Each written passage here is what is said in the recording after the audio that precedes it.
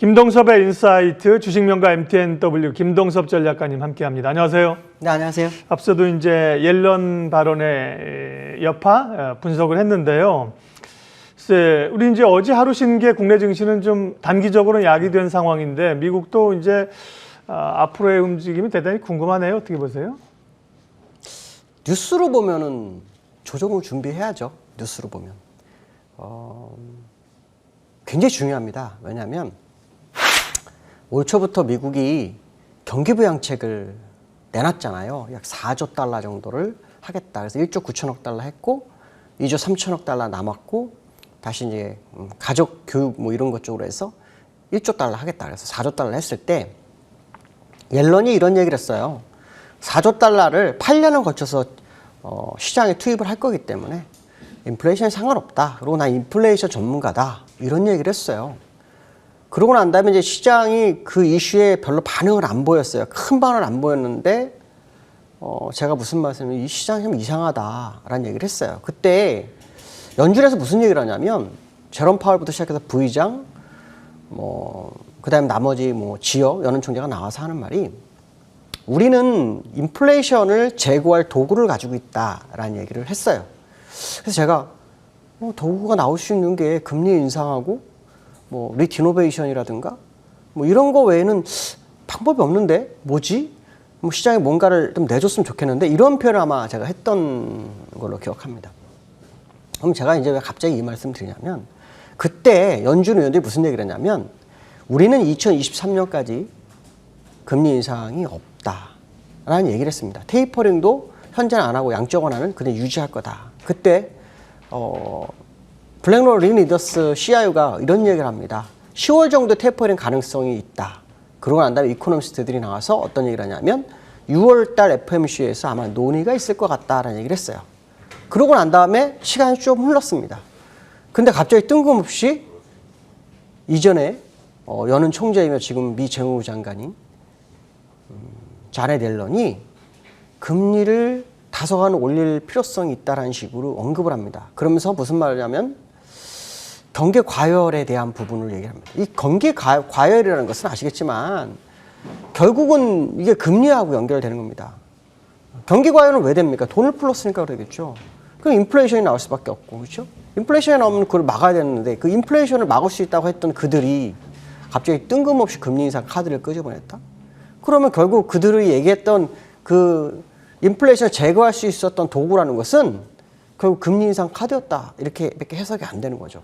그럼 여기서 이제 또 문제가 이렇게 되면은 적어도 2023년까지 금리 인상을 하지 않겠다고 했던 그 상황 속에서 지금 이 얘기가 나오고 시장이 흔들린다. 근데 요 근래 미국 시장이 약간 흔들릴 때 나온 용어가 뭐였냐면요. 차익 매물입니다. 차익 매물.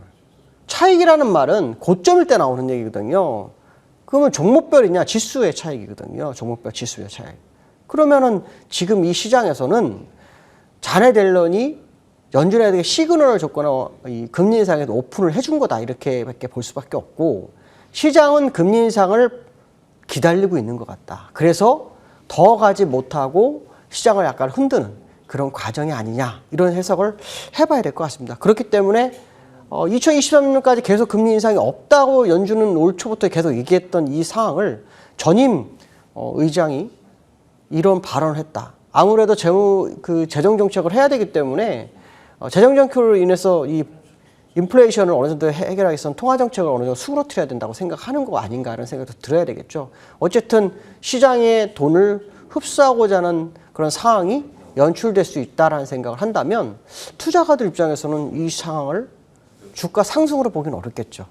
조정의 포문을 열었다라는 생각도 해봐야 될 것 같습니다. 그 얘기는 무슨 말이냐면 어쩌면 시작되는 과정일 수 있지 않을까. 그것이 전임 의장에 의해서 시장에 예견된 게 아니냐 이런 생각을 해봐야 될 것 같습니다.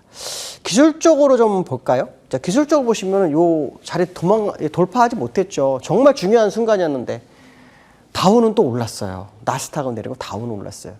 올랐는데 지금 현재 보시면 음봉 두 개를 메워주고 있어 굉장히 강력한 거로 보이지만 일단 기술적으로 추세선을 돌파하지 못한 상황인데요. 여기서 중요하게 보면 나스닥이에요. 나스닥이 주봉인데요. 이 쌍봉이잖아요. 완벽하게. 근데 여기서 지금 한 번 더 빠져가지고 여기까지 내려와 버리면 다우는 버텼지만 나스닥은 쌍봉이 돼버리기 때문에 나스닥을 따라가는 다우의 차트가 나올 수 있어요. 그러니까 이 이전에 아시겠지만 나스닥이 시장을 이끌어줬잖아요. 여긴 다 나스닥이 다 끌어줬습니다. 다우는 그 따라가는 형국이었어요. 이제는 다우가 버티고 있는 상태에 나스닥이 또 그걸 만들고 있는 상황이다. 그렇다면 지금 제일 중요한 건 뭡니까? 앞으로 20주선이 있는 이 자리, 이거 어떻게 될 거냐, 이제 무너지냐 아니냐. 이거 돌파가 다 지지하고 올라가느냐, 하향 이탈을 하느냐, 이 싸움이 나는 겁니다. 이 하향 이탈이 되면 다우는 결국 따라갈 거다라는 생각을 해봐야 되겠다, 이렇게 말씀드릴 수 있고요. 두 번째로는 이제 국내 한국은행입니다. 우리나라가 지금 아시겠지만 지금 인플레이션 2.3 됐습니다. 그래서 지금 그 한국은행에서 다음 달에 이거에 대해서 얘기가 좀 나올 수 있다는 얘기를 하죠. 근데 그 가능성에 대해서 생각을 해봐야 됩니다. 인플레 관리에 대한 부분을 생각해야 됩니다. 왜냐하면 지난번에 IMF에서 그런 얘기를 했어요.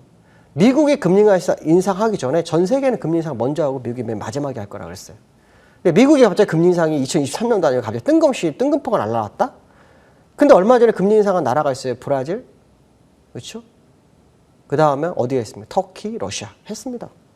그 이후에 다른 나라들은요, 따라갈 확률이 굉장히 높아지는 거야. 그러니까 선제적 대응 가능성이 굉장히 높아지죠. 만약 선제적 대응이 돼버리면 어떻게 됩니까, 지금? 시장의 유동성을 미리 빨아들이는 상황이 발생할 수 있죠. 그러니까 지금 주가가 오르니까, 이건 별거 아닌데 생각하는 게 아니라 이게, 아까 말씀드렸지만, 뉴스로는 조정 시그널을 던져준 거라 그러면, 팔아야 될 기회를 준 건가? 갑자기 그 생각이 드는 현재의 모습입니다. 그래서, 이 미국과 다른 우리나라 국내 상황 속에서 중앙을 한국은행이 선제적으로 대응할 건지 안 할 건지를 이제 확인하는 시점이 다가온 거다. 그 시점이 미국과 우리하고 큰 차이가 없을 것 같다는 생각합니다. 왜냐? 이코노미스트들이 미국도 6월 달에는 테이퍼링에 대해서 어느 언급을 한다 그랬기 때문에 테이퍼링 먼저 하고 나중에 금리 인상하잖아요. 그러니까 그런 부분들을 보면은 지금 상황이 비슷한 시기에 같이 움직이는 그런 상황이라 하면 좀 주의가 좀 필요한 상황이 아닐까라는 생각을 해봐야 될 것 같고요. 세 번째로는 공매도 얘기를 좀 할까 합니다. 공매도가 지금 오늘까지 이제 5월에 공매도 시작하고 3거래일인데요. 2거래일 동안 외국인 1조 7천억 정도를 공매도를 쳤어요. 근데 주가가 잘 버텨요. 그러니까 시장에서 와, 잘 버틴다. 근데 벌써 공매도 주의보 끝났어? 이런 생각을 해야 되는데 절대 그렇지 않죠. 공매도는 하루 이틀 다 안 칩니다. 절대로. 바보가 아닌 이상은 한 시간차를 두고 치게 돼 있습니다. 종목별로 돌아다니면서. 근데 중요한 건 뭐냐면 공매도를 쳤을 때 시장에 문제가 되는 게 뭐냐면 개인 투자가입니다. 아시겠지만 B2가 20조가 넘었어요. 근데 금리 인상설이 시장에 나와요. 그러면 개인들이 이 이자로 무너지게 돼 있습니다. 이자로. 주가 한 번 더 빠지면 주가 하락과 이자로. 그렇기 때문에 한 번에 내리는 것보다는 서서히 흔들어야 못 빠져나가죠.